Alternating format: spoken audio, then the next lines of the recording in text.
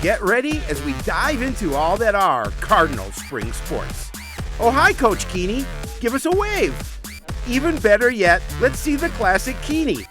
We'll bring you all the outs and the ones that find the bottom of the hole. Thumbs up. Sportsnight is next. Hello, everyone. Welcome to Sportsnight. I'm Joe Young. And I'm Howie Shapiro. Quick show tonight. We've had a lot of weather. Yeah, the weather has definitely come in. It's been blustery, wintry. We've had some rain. We've actually had some snow here into the first day of May. So schedules are going to be tight come the end of the season here for a lot of the Cardinal athletics teams because a lot of postponements, and they're going to be trying to jam things in. Yeah, we were actually supposed to do Sports Night last night, but it rained in the studio, so we had to postpone it till today. Well, weather has definitely had an effect on schedules this spring, but below freezing wind chills did not stop the baseball team's trip to Andover last Thursday. Cardinals went into the game hoping to cool off one of the hottest teams in the conference. Huskies were off to a 4-0 start and ranked 12th in the state. Didn't intimidate the Cardinals, and they battled to the very bitter cold end. Andover starts the scoring in the bottom of the first after a balk kept this at bat alive. The inning kept the inning going. Austin Schumacher delivers a two-out double to the gap in left center. Logan Rizak scores, and the home team takes the lead. Both pitchers keeping the offenses quiet. Cardinals trying to even the score in the top of the fourth. John Olson with a two-out single to center. Jalen Salazar trying to score from second, but the relay is there, and that's an out at the plate. Huskies still lead 1-0. They had an insurance run in the bottom of the sixth. Schumacher with a grounder to short. Jackson Bates able to knock it down, but no chance to get it out. Will Gooden scores. Andover is on top by 2 going to the seventh. That's when the wheels come off for the home team. 1 out, runners at second and third. Avery Lehman grounds out to short, but John Olson scores. Tying run moves to third. After 2 walks loaded the bases, this is the second wild pitch of the inning. It allows McCoy Merkel to scamper home and even the score at 2 apiece. Lawal would walk to load the bases again, and then Trent Bozak gets the 4th straight walk allowed by the Andover pitcher. Brings home Jackson Bates with the go-ahead score. Lehman pitched 6 2/3. Justin Molenkamp comes on for the final out with tying run at first. Gooden sends it to right. Alex Bowie, a great diving catch, and that's a ball game. Cardinals win 3-2. 3 runs in the seventh on just 1 hit, 1 error, 2 wild pitches, and 4 straight walks. You'll take a win any way you can get one. And, it was a nice win for him because, their season's been a little up and down so far. And to get a win over Andover, undefeated, number 12 in the state, nice win on their diamond as well. Yeah, and Andover, their starter threw really well, and he went through, I think, the 5th inning. Then they brought in their reliever. He was throwing really well until the 7th, and they just, unfortunately for the Huskies, decided to pull the plug on him a batter or two too late. Some interesting things happened in that inning. An intentional walk put the go-ahead run into scoring position when it was still 2-1, but then a couple more walks and wild pitches. It was you felt kind of bad for the Huskies, but you felt really good for the Cardinals. They needed that win. And they have not played since. They were supposed to play at Edina on Monday. That has been postponed. They are playing Irondale this afternoon. We're shooting the show early, so that game unable to get results before the show. And they're going to have a busy weekend. They're at Osseo on Thursday night. And Howie?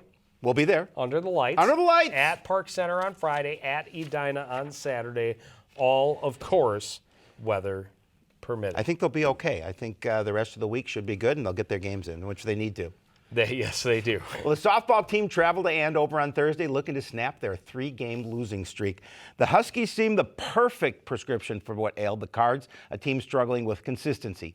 Andover was 2-3, but 23 of their 25 runs this season had come in their 2 wins. So if the Cardinals were to keep their numbers down, they had a good chance to get a big conference win. Coon Rapids jumps to the lead in the top of the first. Runners at second and third with nobody out. Kennedy Kerr grounds to short, but Sam Loam comes home easily from third to start the scoring. Still in the first, Abby Graham with a bloop to left center. That will plate Julia Byrne, and the Cardinals have a 2-0 advantage. Huskies answer in the home half of the inning. Tyler Heifert grounds to short. Grace Halverson will score from third and cut the lead in half. Still in the first, Grace Gaddy sneaks a single past a diving Kennedy Kerr at short. Maya Hermanson comes home, and it's tied at 2 after the first. Top of the second, bases loaded with one out. Mackenzie Wilkins leaves no doubt on this one. Line drive, grand slam over the center field fence. Just like that, the Cards have dealt themselves a 4-run lead.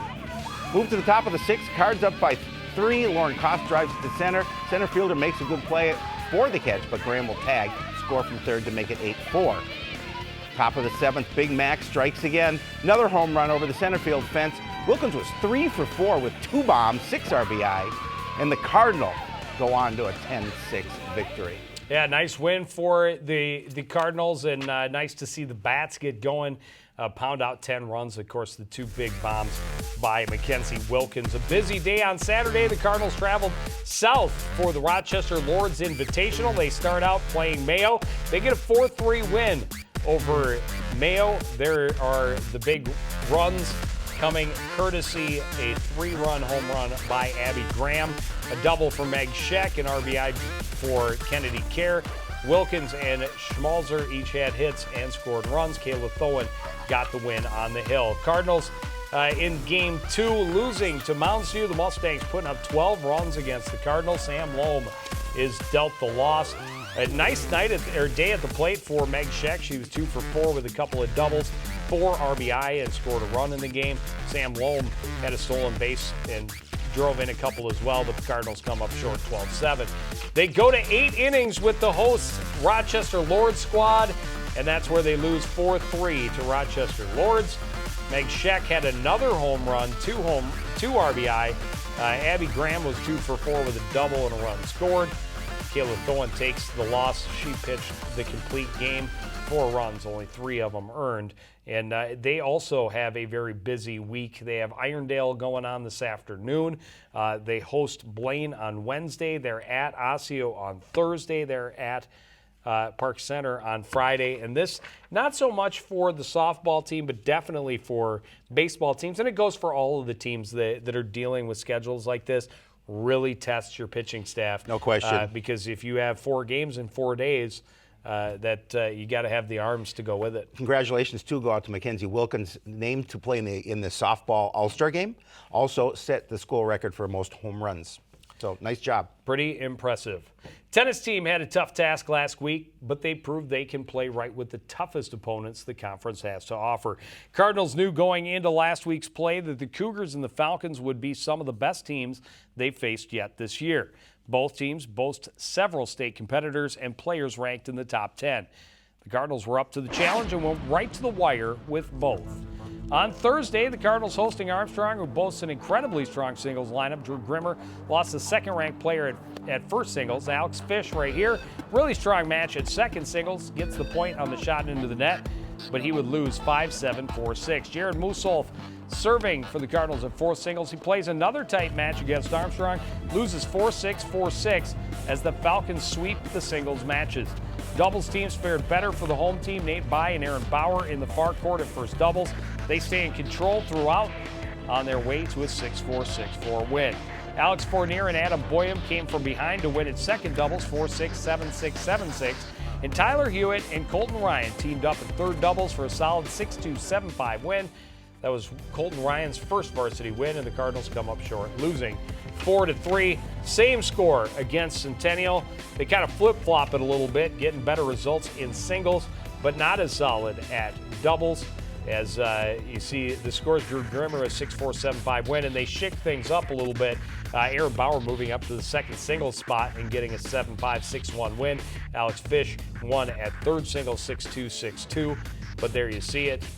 The fourth singles and all of the doubles matches go in favor of the Cougars, dropping the Cardinals to 10-3 on the year. They have Elk River right at home this afternoon. They're at Andover on Thursday, and then they host an invitational on Saturday. So getting a lot of tennis in. Remember, tennis team starts a little bit earlier than everyone else. They also finish a little bit earlier, so they always get a lot of matches in. But good to see them playing some of those top teams tough.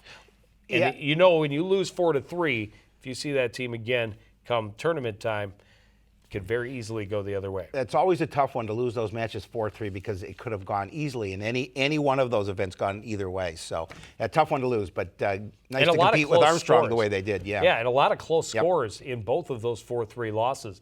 Track team's only varsity event this past week was the Hamlin Elite Meet. Only 2 Cardinal athletes invited. Callie Harris was second in the 300-meter hurdles and 5th in the 100-meter hurdles. Brielle Clark, I should say, 10th place in the 100-meter dash. She missed qualifying for the finals by 1/100th of a second. Tough. Track teams are at Blaine for the Blaine Invitational today. They have True Team, Section 5 AA True Team coming up right away next Tuesday. Girls golf team did get in the Northwest Suburban Conference mid-season tournament, and they did pretty well. They finished in 9th place, so that means they beat out 5 of their conference teams. Allie McDonald leading the way with a 48. Belle Wynn had a 50. Ellie Carver shot a 55 with Rachel Bissett a 67. Maddie Georgie a 62. And Tori Wensloff shot a 68. They, too, were rained out. They were supposed to be in Cambridge for an 18-hole invitational on Monday. That was canceled, obviously. They're taking on Andover at Bunker on Thursday, and they take on Anoka also at Bunker next Tuesday. Boys golf team is at the Refuge next week, and then at Victory Links the following week. Boys lacrosse team, now that we get to it, and I got some things backwards in our teleprompter. It happens. Boys lacrosse team, we didn't have this score for you last week, but a nice show by the offense against Totino. They still lose 14-8, but at least putting up 8 goals, 2 goals each for Taylor and Anderson. Knapp had a goal and an assist. Zandarowski, Carls, and Hofstad also scored for the Cardinals in that one. Okay. It's your turn. My turn, thanks. Despite the loss, the offense against Totino was encouraging, so the Cardinals had a little more confidence going into their first non-conference game of the season. The Becker Bulldogs came to the complex on Thursday looking to bounce back from their first loss of the year. They play in a little softer conference, but no one expected the Bulldogs to roll over. This is a team that would give the Cardinals everything they could handle in the opening draw. Cardinals know they need to get their offense going, have a chance. Nice play early by Riley Pollock. Feeds Dylan Davis for the redirect out front. That would even the score at 1 apiece. Celebration would be short-lived, though, because the Bulldogs brought the attack and didn't share the ball much after that. Cale McMillan, on the run, turns and scores with a rocket shot from the top of the zone. Puts Becker up 3-1. Cards down but not out. Caden Anderson working up from the wing. Tries to pass across. The goalie knocks it down, nearly rolls in, but able to keep it out of the net and keeps his team in front. Late in the first half, Jacob Burning turns on the Jets, scorches this one to the back of the net. That put Becker up by 5. They went on to the 14-5 win, dropping the Cards to 0-5 on the year. Been a tough year for them, obviously, and they knew it would be a tough start to the season. Well, and they've got some tough competition coming up. They host Centennial on Wednesday. They're at Anoka on Saturday. That was the game they were supposed to play on Monday this week. And then they're at Blaine. They do have almost a week off before being at Blaine on the 12th. Girls lacrosse team started last week against Armstrong and squeaked out a victory over the Falcons, beating them 8-7 with a very strong second half. Helen Nelson had 3 goals and an assist. Jordan Keller, 2 goals and an assist.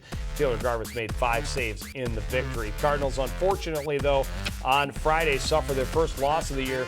Osseo Park Center just seems to have their number the last couple of seasons, and they beat the Cardinals 9-6. Jordan Keller leading the offense with 3 goals and an assist. Helen Nelson held to just 2 goals in this one. Callie Turner had a goal and an assist. Taylor Garvis had 9 saves, and the Cardinals drop to 4-1. The Cardinals are hosting Duluth tonight, Tuesday night. They're at Centennial on Wednesday. They have that Anoka game rescheduled for next week. Yeah, and Coach DeJoy was saying that, when a player marks Helen Nelson the way that Park Center Osseo did, he's looking for other players to step up, and that's one of the things that was missing in that particular game. And the 9-6 loss proved to be just 2 goals, as you mentioned, from Helen. And they hope to be able to get those things corrected. Here's what we hope to get correct. Baseball on Thursday night with live coverage starting at 7 for Osseo. Softball on Tuesday against Maple Grove. Tennis on Wednesday the 10th against North St. Paul. But that's going to do it for this edition of Sportsnight. I want to thank everybody else for joining us, continuing to support everything we do here at CTN. For the entire crew, including Aaron Shapiro, I'm Joe Young. Say good night.